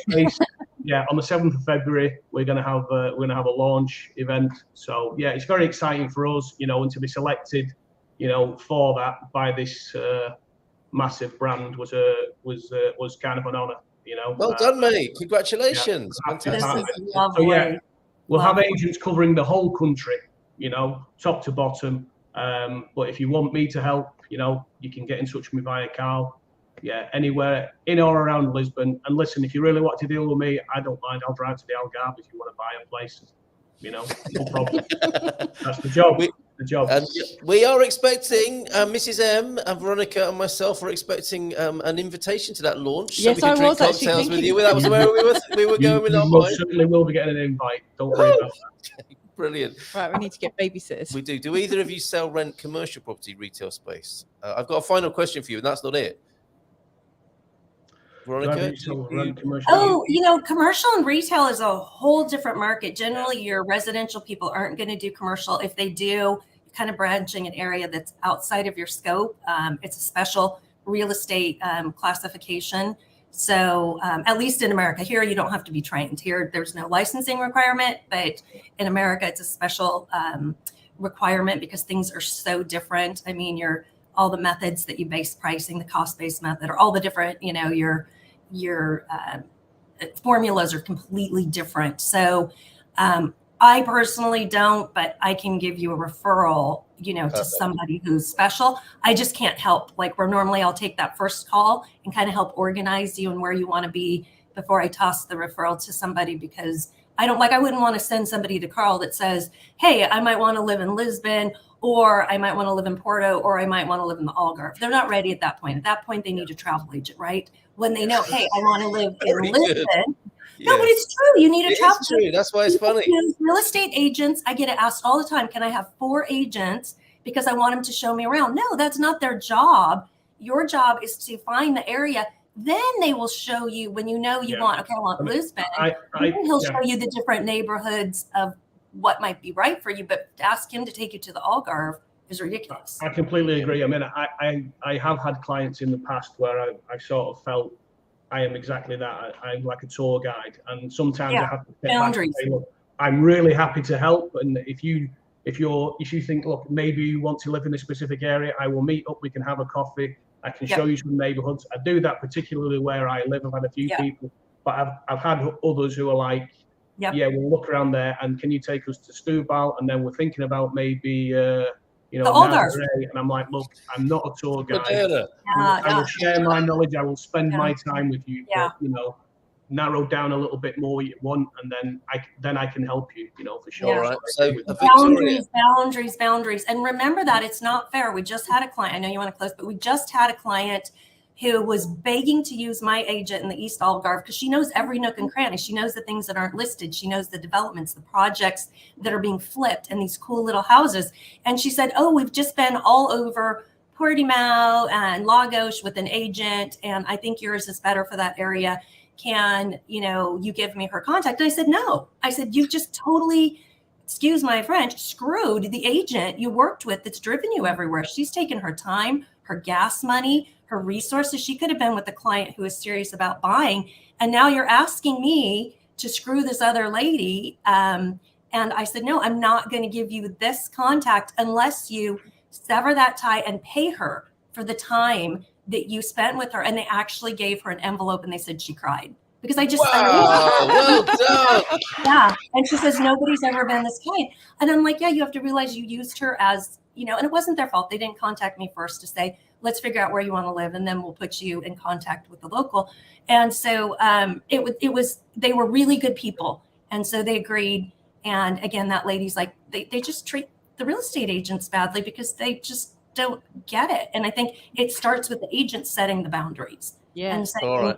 Yeah, we'd like to help you, but I know. I need to refocus you back onto Victoria's question because she doesn't need a tour guide. She won't be doing that to you. And she's in Portimao looking for a carveiro business. So, Veronica, you can definitely refer. I have agents in Portimao, and I'll see who actually does commercial. That's brilliant. And I think that should start with drinks in the Grand Hotel with Victoria and Veronica. That whole... Portimao is like 2 hours away. So I can imagine that'll be a very good evening or afternoon or even breakfast, quite frankly. Okay, so last question for you, and it's a good one because we have OLP. And we were thinking along the same lines here, OLP. We hear in US is that a recession, in the recession in Europe possibly, that Portugal might be first hit. What do you hear? Now, what I hear is a very good, it's over on our news desk, and I featured this a few days ago. It's our mate over at Expats Everywhere, Josh, who's done this video. Portugal will be the first European housing bubble to burst in 2023. And he makes some good points based on another bit of research that he's found. And you can find out more about that over on our news desk, as well as the festa that's coming up and the angry cat, because more dates have been announced for cats in Portugal. And that, the number of news stories that we were covering in the last few days. However, coming back to this idea of Portugal being hit as possibly in the first wave of the recession in Europe, I'd like your view on that as real estate professionals, and your view also for 2023, because it's our first time all together in this new year. So I wonder if we go ladies first. Veronica, what do you make of that? Okay, so first of all, when you talk real estate, you talk a 10-year cycle. And I think a lot of the people that we're working with are retirees. And you have to look at the fact that Portugal as a whole is still a place that's lower priced, at least in the Algarve, than many of the other nations in Europe. So it's not, when you're looking at Canada, when you're looking from America and you're looking this way, and oh my gosh, America's got a recession, what's going to happen there? You have to look at, people are still coming here from Italy, Netherlands, France, because their pensions go so much further here, and because of the NHR status. So when you're a non-habitual resident, you're paying 10% tax on your pension versus maybe 50, 60%. So their money's going to go further. And so I don't think, as far as a supply and demand issue, that we're all of a sudden going to have all these houses. And again, even if if you bought a house and the price dropped, if you're in for a 10-year cycle and you bought the house because you want to live there, anytime when you look at stocks or anything, they do this, but in time they do this, right? And that's the graph always in real estate. You're doing this up and down, bubble, da, da, bubble. If you find a house that you want to live in and it's going to be your forever home, if it's affordable for you today, because we don't know what the dollar is going to be like tomorrow or stocks are going to be tomorrow, real estate is always a hedge against inflation. So you have your place to live forever and dirt. And so I think when everybody looks at all these extraneous things, should I wait to buy? Should I not wait to buy? I think if you're ready and to stop your journey for the little globe of what's going to happen, you could miss out. And tomorrow's not promised. So you could miss out 2 or 3 or 4 really good years of retirement because you're afraid the economists are saying gloom and doom, don't buy. So it's a whole picture. Yeah. And also this is going to hit Portuguese people much worse, I think, based on what you're saying there. This is you know, with so many mortgages, and this is what's in the article that Josh bases his video on. Over 90% of Portuguese mortgages are variable, apparently. So, and the nature of the market here and how people buy and live in Portugal does mean, sadly, that if it is true what's being said in the article, it will be more difficult for Portuguese people than necessarily for people who are coming over and buying in the way that you described, Veronica, and described very well. So, thank you for that. Over to you, Carl. Yeah, I mean, I agree with everything really that Veronica said there, and what you just said there. I think it will affect the Portuguese natives more for sure. But you know, from a real estate point of view and sort of our target market, I don't see. There will be headwinds, of course, but we don't anticipate a slowdown. You know, there's still a lot of people going to be coming from, you know, particularly at the moment, the US. That doesn't seem to be slowing down, and if anything, I think that may increase. You know, people who had this idea a few years ago, maybe we'll go to Europe, maybe Portugal, they're getting ready to sort of put feet on the ground and make that move. So I don't see sort of the segment that I tend to work within as slowing down. If anything, I think the prices will keep increasing, maybe not at the rate they have, but I really do think they will. You know, and like Veronica says, and I do say this to my clients, you know, it's hard to guess the market. You know, if you knew what was going to happen, you'd be a billionaire. You know, because nobody really knows. If you're ready to buy, if it's something you want to do, don't think about those short-term fluctuations like people do with currency. You know, if I do it next month, will the dollar be a little stronger? You know, can I get an extra 1%, 2%? You don't know. The professionals don't know. The people playing the markets don't know. They're hedging their bets. So I would say if you're ready and you feel that you can afford the mortgage, if you need a mortgage, some people are buying cash. Just buy it and live your life and get on with it, kind of thing, you know. So yeah, that's basically my view on it. Yeah. Thank you so much, both of you. Now I keep getting ready to finish the show, yeah, and then something else comes in. What is this? I've never heard of this. Let us not forget, by 2025, all abandoned properties will be swallowed up by the government unless sorted out by families. I don't see that happening. Is that a suggestion, or is that a law that's coming in? So lots of fixer-uppers will become available, and that would be good in many ways. But I can't see that happening. I can't see that happening. I mean, there's a lot of properties tied up. I think the estimate is something like 700,000 properties. Yes, definitely. Yeah, exactly. I've heard that, up to 1 million empty properties in Portugal. But how they would go about trying to annex one of our historical buildings for years, and it hasn't happened. Yes, and it makes sense, doesn't it, for something to happen to that market? But a government seizure, I think, might hit a Portuguese nerve so deep that there would be another revolution. If there's 700,000 to 1 million properties, then you're going to be affecting pretty much every family with that on average, you know. So I think they might have some pushback. I'm not saying the rules don't need to change. Clearly, there's housing stock tied up, but just to seize it, I can't see. You know, great, superb session today. Thank you so much, Veronica. So much thank you, covered. Carl. A little bit of a palette cleanse with a few images that have been sent in. This is Veronica's spread in which publication is this, Veronica? So this is in the East Algarve magazine. It's a column called Portugal Life, and it's going to be every month. And you can pick up the magazines. Wow. It's a beautiful glossy magazine, and it's got these huge, like when I saw what they did, I sent them the photos, and when I saw how beautiful the layout was, I'm like, I'm so excited. In fact, an article's due tomorrow. So between this and our shows today, I'll be finishing. There's that hotel, and there's that bike that was mentioned that's the bicycle. Isn't it huge? Yeah, it's massive. Fur babies don't come bigger than this one. This is Alpha, Portugalish's Great Dane. Can you imagine flying a Great Dane across from America to Portugal here? Lovely picture of Alpha. Thank you very much. To the Bairrada and a double rainbow to send you on your way today. Thank you very much for that, Andy. That's beautiful. And a Fusetta. This is the Fusetta that we were talking about before, and this is the skyline this morning at sunrise. How about that? Everything is so beautifully connected on this show, and we have an Algarve sunset to play you now by way of going off into the day, all of us, finally. Thank you so much, Victoria, for sending this Algarve sunset here, which is a really nice way to close the show today. Good luck to you, Carl, with that fantastic news that you chose to share with us this morning. Yeah, thank you. And we will see you soon tonight, Veronica, as you two ladies get together. In fact, are we staying on when we close the show? We're staying on to record if you're okay. Oh my goodness. Yes, okay, I'll just go and get a bottle of wine. All right, here's the sunset. Thank you so much, both of you. Ciao, ciao, and bye for now. Ciao, ciao. The best. It was buying £7. Worth ours was about 16. 16. Well, that's what you got to do soon. Keep the quality there.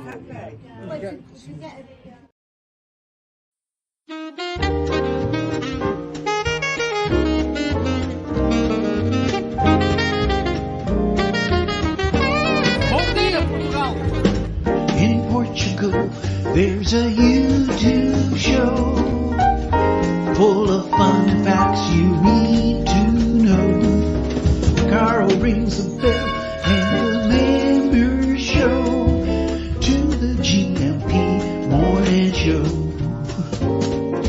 Featured guests will come and they will blow your mind. The audience will do so in kind. The little vanity mixed with some insanity on the morning show with GMP. Good morning, Portugal, and I'd like to welcome you to another fantastic day. Hey, Gumpers.